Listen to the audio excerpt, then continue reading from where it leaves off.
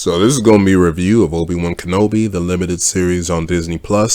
Now, I'm doing this review after all 6 episodes have been released, but this isn't going to be a spoiler review, though. I'm just going to be taking a look back at the series and see how things played out quality-wise.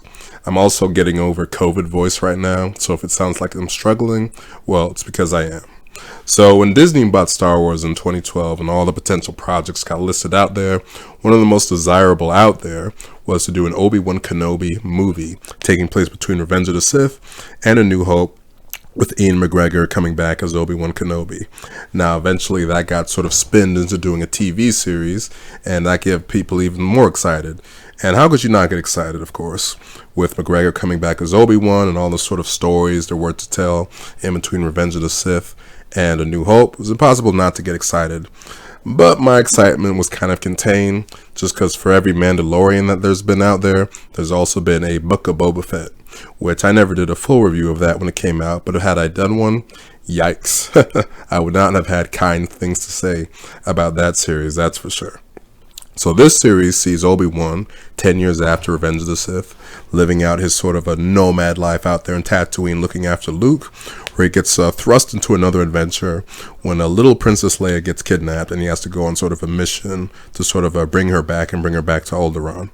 Now, I was very appreciative that the marketing did not spoil the exact nature of what the adventure Obi-Wan would be going on. You know, that was very vague and not really shown at all in the trailers, which I was thankful for. Because when the actual adventure and the mission pops up, that's like, hey, it's a little Leia, and he's got to go rescue her. I thought, like, oh, that's really cool.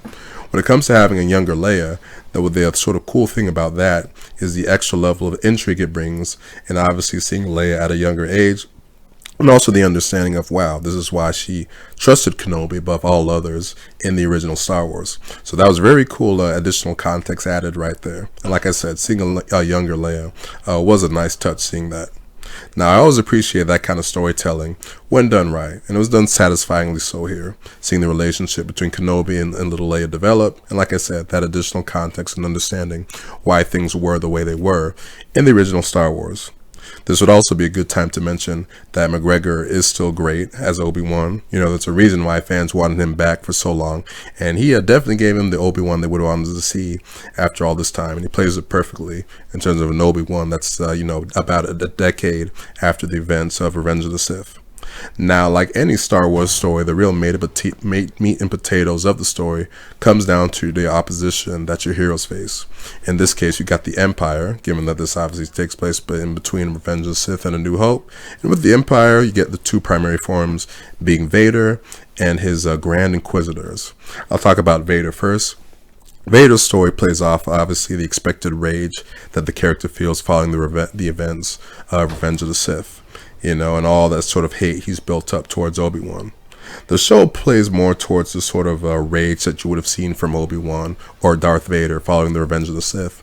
You don't really get that sort of calm and collected, controlled rage Vader that you got in the original trilogy, which makes sense after this takes place closer to the prequel era than the original trilogy era. But I think the Vader storyline gives fans most of the stuff they'd want to see in terms of that controlled rage, or that actually sort of outwards rage that you would expect from Vader following Revenge of the Sith.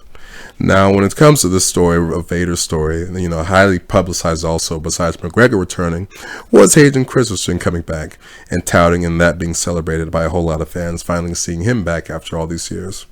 Now, the general nature of what kind of character Vader is means that Christensen doesn't get near the amount of sort of a real screen time that McGregor does. But it was nice to see him in the scenes that he was in. You know, he gets his flashback scenes that he is doing some actual sort of work in the suit, scenes where he's in makeup for a little bit. And, you know, that stuff was nice to see him come back after all these years, since he did get sort of raked through the coals by fans after how the stuff went down in the prequels the way it did. I will say, like other things though, the scenes of him, I was happy that the scenes of him slaying down younglings, well, I can say, like for most others, I can't really look at those scenes the same way, given events that have taken place in our country over the past month. So I'm glad that those episodes did have a disclaimer, just because seeing Anakin slay down little younglings, has a different kind of meaning these days than it used to be. Rightfully so, I will add. I did look at the amount of Vader versus Obi-Wan conflict though, with raised eyebrows, as it does provide an interesting context to their confirmation in A New Hope. I understand they've had some confrontations, I guess, in sort of the some of the animated stuff and whatnot, but this is really obviously the first time you've seen it in real live action, and it really being showcased to a lot of fans not really aware of that kind of animated stuff. And I will say that it doesn't mess with the context of A New Hope really that much. I guess the added context is nice, and then sort of the right sort of a writing wise doesn't really mess with things all that badly. So like I said, that kind of conflict between Vader and Obi-Wan is definitely the highlight of what definitely a lot of people wanted to see. There was also some stuff added that did kind of fill in the blanks for me. Like I never really knew. I always assumed that Obi-Wan knew that Anakin survived and became Vader. Well, we get the answer in this series, and that's like, no, he did not. So that covers really the Vader side of things. Then there comes to his Inquisitors, and that comes down to Reva, the sort of Inquisitor that's sort of out in front, leading the search for the Jedi, and specifically Obi-Wan Kenobi. Now, when it comes to Reva, the actress that played her got subject to a whole lot of hate from fans regarding how they felt about the character, with some of the commentary unfortunately bleeding into racist territory. Now, given my ethnicity, I can speak on to this because I'm not coming from this and any kind of sort of racist point of view. I'll just speak to sort of how the character and sort of my feelings and stuff like that. And I think it could be broken down to like this. I think the hate for the character, most of it anyways, is because, given the character's sort of villainous nature in the context of this story, I think the hate for her is sort of because of her sort of relentless pursuit of Obi-Wan and that kind of stuff. In terms of her relentlessly going after Obi-Wan, interrogating, killing innocents, going after the little Princess Leia, all that kind of stuff. And within that context, the hate for the character means that I guess writing-wise, they're actually doing a solid job with their villain, because you really should feel that way about a villain. Just being like, oh man, I really don't like this character, in terms of the character sort of getting in the way of our heroes, protagonists, and whatever. So I think that's where I guess most of it is coming from in terms of the hate, which, like I said, in one right, that means the writing is actually doing its job. Though I will say there were times that Reva, some of the dialogue, was a little iffy in terms of where they were going direction-wise. So not all of it was the actress's fault. Some of it was writing-wise. But overall, I thought the actress did a solid job. I will say the character that gets a decent tie-in to events of the prequels, which provides her story some real meaning and understanding for the character motivations, why she is the way she is. And by the end, you can say, all right, I think what they went with was a solid direction overall. So with this series, I think it ended up being a solid mid-quel story for Obi-Wan. You had some solid fun adventure, some nice additional context to the Star Wars lore, and overall it was solidly and so qualitatively anyways produced. But not great though. In fact, there wasn't much about the show that I did feel was great, besides sort of McGregor and, like I said, a little bit of added context here and there. I would end up giving the series 7.5 out of 10. There definitely were a whole lot of nice moments, some fun adventure, whatnot.